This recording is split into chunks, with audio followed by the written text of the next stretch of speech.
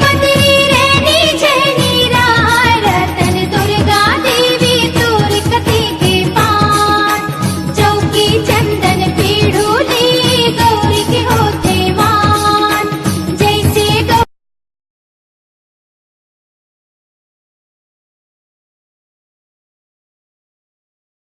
पूजा परे मोर मातर दे की जग बांधे सोहाई तेरे देवारी की सुहाई बांधूंगा।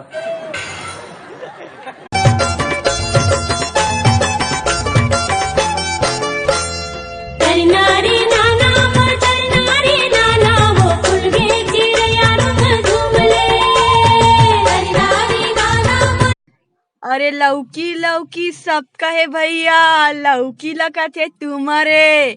अरे हार गेस तेरे बैरी तोला देल पड़ी चुम्मरे।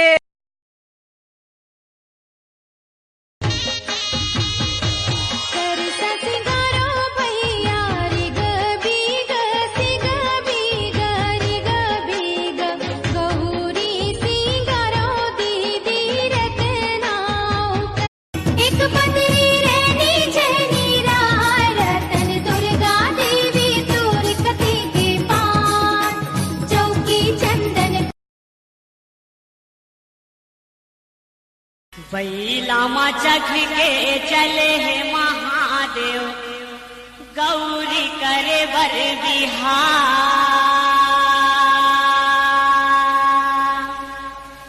जोगिनी परे